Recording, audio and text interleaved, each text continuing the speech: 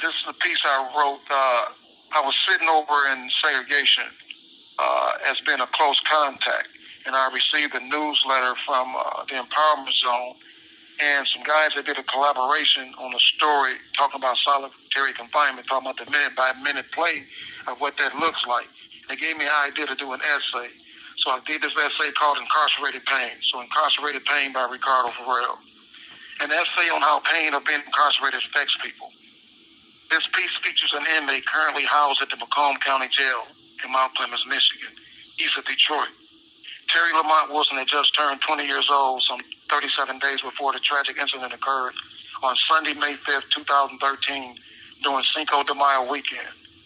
Terry, along with many family members, relatives, and friends, were at Prince Drury Park in Clinton Township to celebrate the birthday of his little cousin. As the party and celebration began to pick up, and everyone present enjoying moments of fun and laughter, a virtual dark cloud suddenly came over the park when three uninvited guests appeared looking for trouble. They were three brothers, Denzel, Delshawn, and Willie, who was a lifelong friend of Terry's. The streets had been talking for months, and word was spreading that the brothers were looking to catch Terry slipping so they can make good on their threat to pistol whip him on sight. Denzel started an argument with Terry, even though Terry was minding his own business and wasn't looking for any trouble. Soon after the initial argument, Denzel then instigates an argument with his brother, Willie, and Terry. Again, Terry is demonstrating by his words, action, and responses that he doesn't want any trouble. He tells them all he doesn't wish to fight anyone and has a serious eye impairment that's clouding his ability to see clearly. Then Willie aggressively comes galloping towards Terry with anger and animosity, after first going to his car. Terry is convinced that Willie may very well have went and retrieved a gun because he knew previous to that dreadful day that Willie had a gun easily accessible to him. Terry started backing up in a non-aggressive way, but passive manner, while still reiterating to all three brothers not wanting any confrontation, nor did he want to fight.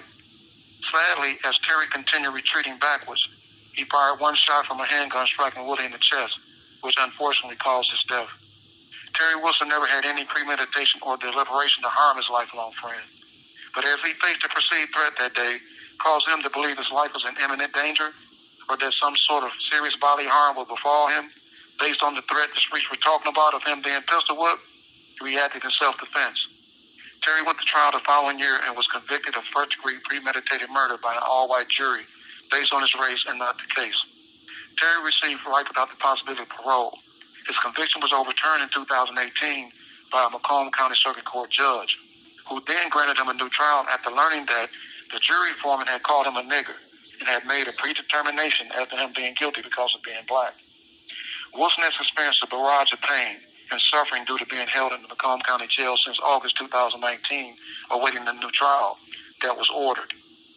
He's had to deal with an unbearable physical pain by being a chronic care patient who's had back surgery, is a diabetic, has high blood pressure, and recently hospitalized for having a severe case of neuropathic pain brought on by an existing illness. The emotional and psychological pain seem to be taking its toll on him as well, which is contributing to a deterioration in his overall health. Recently, medical staff at the jail were initially refusing to get Wilson adequate medical treatment as his body is shut down, not allowing him to urinate. The rationale from at least one nurse on duty was she didn't believe a murderer like Wilson should receive medical care. It took Wilson's mother, LaShonda Kelly, to speak out and raise legitimate hell at the jail before he was finally sent out to the local hospital to receive the proper and adequate medical treatment he's entitled to regardless of being an incarcerated individual. Wilson is someone who happens to know pain all too well and find ways every day to deal and cope with his physical pain. However, his real challenge, like most of us, comes when we struggle to deal with the emotional and psychological aspects of pain. This piece mirrors someone who's experiencing these pains, which is causing his health to vastly deteriorate at age 30. The incarcerated pain I speak of can be that of physical, emotional, and or psychological pain that one may experience during their incarceration. The emotional pain must be weighing heavily on Terry as well, because the dilemma he faced that day in the park with his lifelong friend was real.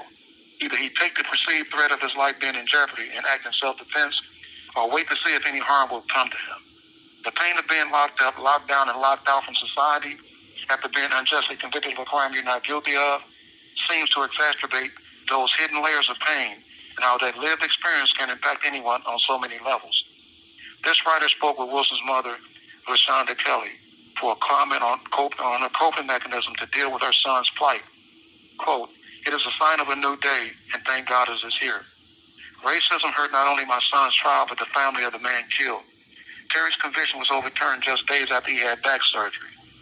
His surgeons provided him with strict aftercare instructions and expected to see him for his post-op appointment to schedule his much-needed physical therapy treatments. Terry was brought back to Macomb County Jail on a writ. He has been there since August 8, 2019, awaiting a new trial. The Macomb County Jail personnel expressed they didn't have the means to get Terry to his appointment, nor would they be able to acquire the medications he needed after Judge Jennifer Fox ordered them to do so. The fact that my son was convicted based on his skin color and not the actual facts of the case, which by law amounts to manslaughter, I'm really appalled. I struggle each passing day to find the strength to cope with the fact that at least one of the all-white jurors was allowed to call my son a nigger during the deliberations and already had formed a predetermined position of him being guilty solely because of him being black. And if the jury or jurors would have considered all the facts, it would have been different.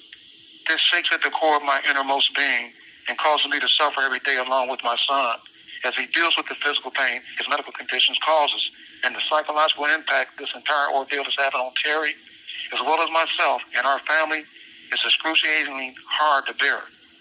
I just pray there be an outcome which is judicially and fundamentally fair to my son and the family of William Clark, says LaShonda Kelly. Final thoughts.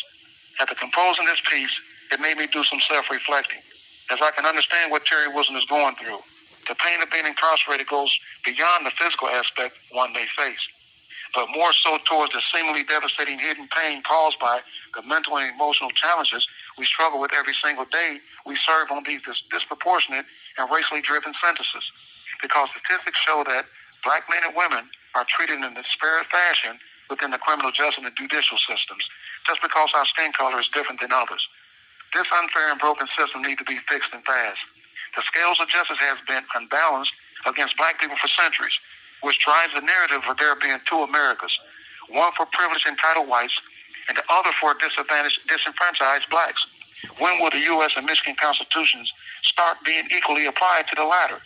After all, it comes down to just us and Black Lives Matter. Read more related stories on Terry Wilson. Go to voicedetroit.net or WXYZ.com, USA Today, D.L. Hewley Show. Click on to any of those places and you can find out more about Terry Wilson.